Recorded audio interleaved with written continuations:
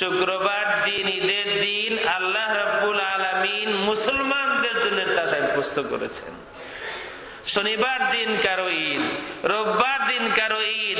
হুজুর পাক সাল্লাল্লাহু আলাইহি ওয়া আলিহি ওয়াসাল্লাম বলেন, আমার উম্মতের জন্য, মুসলমানদের জন্য আমার আল্লাহ রাব্বুল আলামিন ঈদের দিন ঠিক করে দিয়েছেন শুক্রবার। শনিবার আর রোববার কারো কারো ঈদ আছে, আল্লাহ ঠিক করে দেন নাই।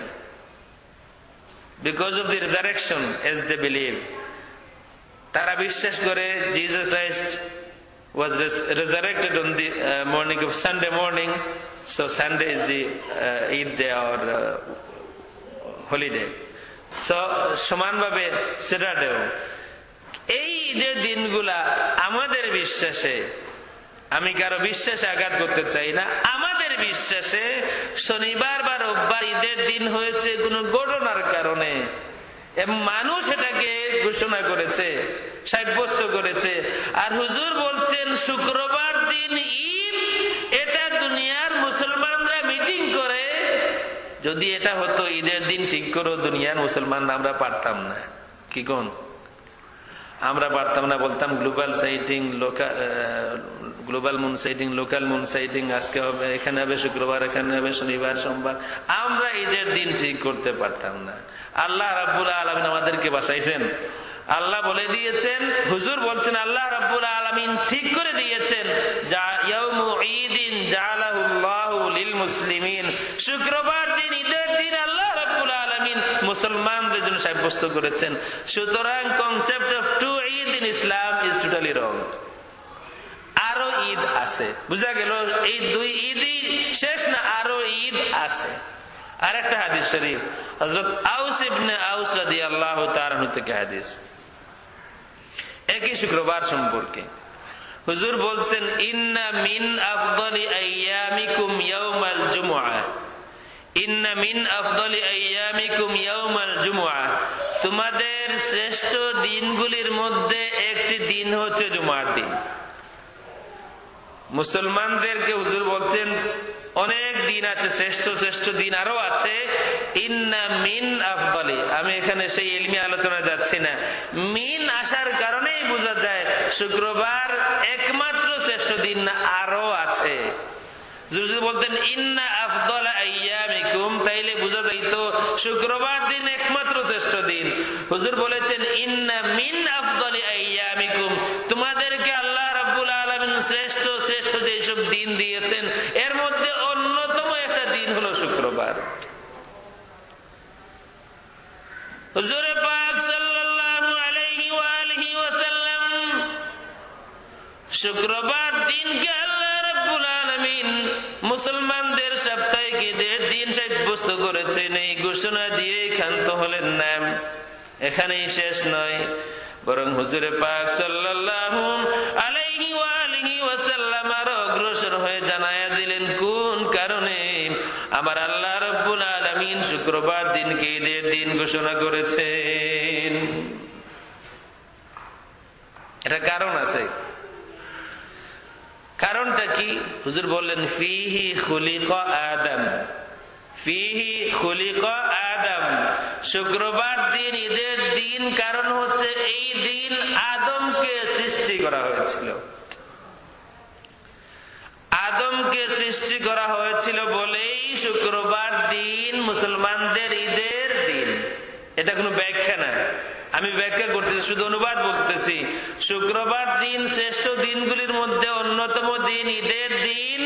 কারণটা কি? হুজুর বলেছেন, আউস ইবনে আউস রাদিয়াল্লাহু তাআলা থেকে হাদিস, আবু দাউদ শরীফে, নাসাই শরীফে, ইবনে মাজাহ শরীফে, দারিমি শরীফে, ইমাম আহমদ ইবনে হাম্বল রাহমাতুল্লাহি তাআলা আলাইহির কিতাব মুসনাদ ইমাম আহমদে, আরো বহু কিতাবে আছে। শুক্রবার দিনকে ঈদের দিন সাব্যস্ত করা হয়েছে কেন? এই দিনটা ছিল আদম আলাইহিস সালাতু ওয়াস সালামের জিন্দেগীর প্রথম দিন। খুলিকা আদম, সৃষ্টি করা হয়েছে। আদমের তো মা বাবা ছিলেন না, আদম আলাইহিস সালাতু ওয়াস সালামের মা বাবা ছিলেন না। প্রথম দিনই আদম যেভাবে ছিলেন, যে সাইজের ছিলেন, প্রথম দিনটাই ছিল তার ওই সাইজে। আর আমরা যারা দুনিয়াতে এসেছি, আমরা ছোট, আস্তে আস্তে বড় হই। আপনারা দেখবেন দুনিয়াতে যত কিছুর সন্তান, বাচ্চা হয়, সন্তান হয়, সবাই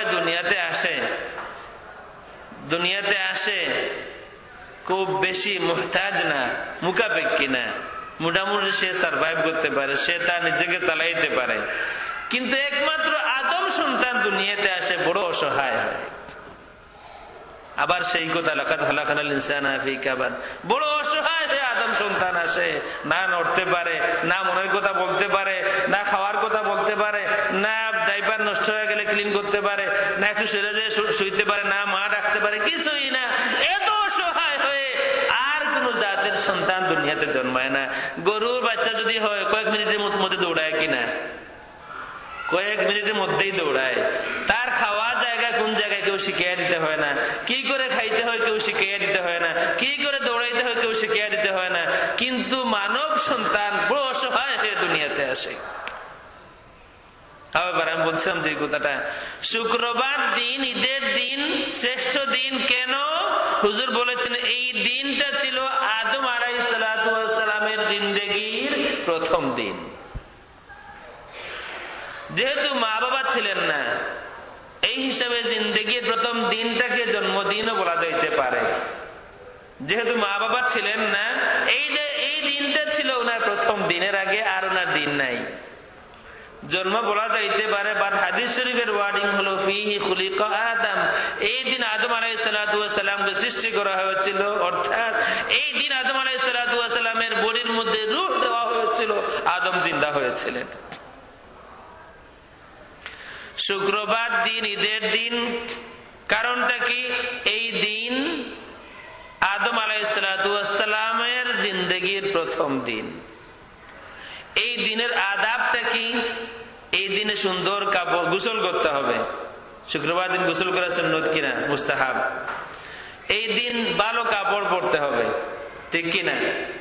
এই দিন আতর মাখতে হবে, ঠিক কিনা?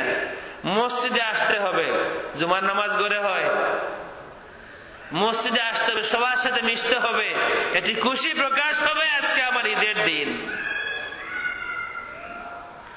আদম আলাইহিস সালাতু ওয়াস সালামের জিন্দেগির প্রথম দিন বিধান করে দেওয়া হলো, এই দিন তোমাদেরকে ভালো কাপড় পরতে হবে, আতর ব্যবহার করতে হবে, খুশি প্রকাশ করতে হবে, একে অন্যের সাথে সালাম আদান প্রদান করতে হবে, একসাথে তোমরা আমার বন্দেগী করবে।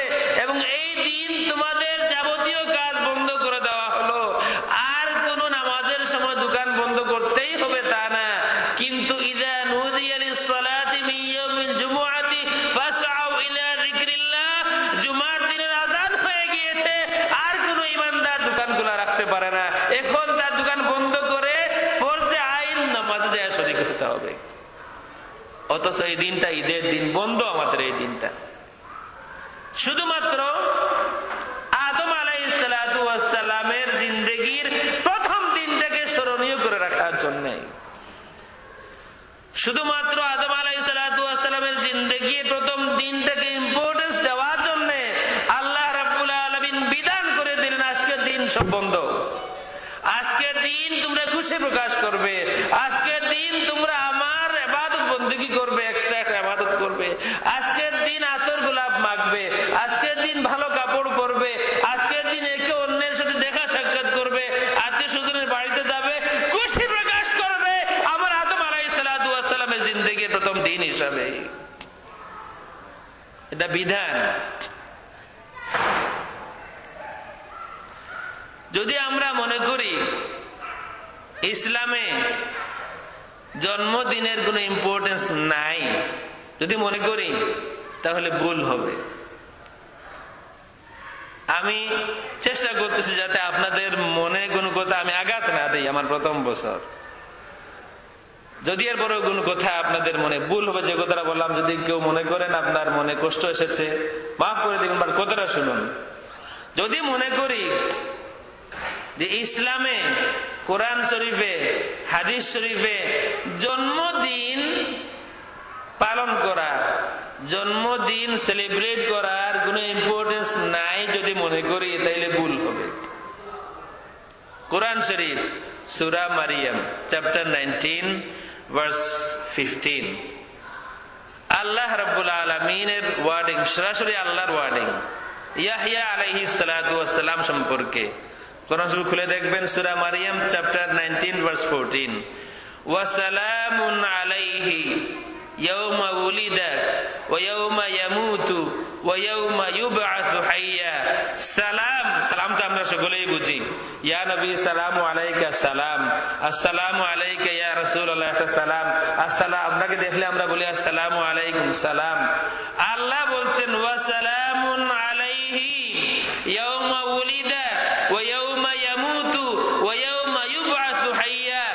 সালাম ইয়াহইয়া আলাইহিস সালাতু ওয়াস সালামের উপর ওই দিন যেদিন তার জন্ম হয়েছিল, ওই দিন যেদিন তার মওত হয়েছিল, আর ওই দিন যেদিন তাকে আবার হায়াত দেওয়া হবে।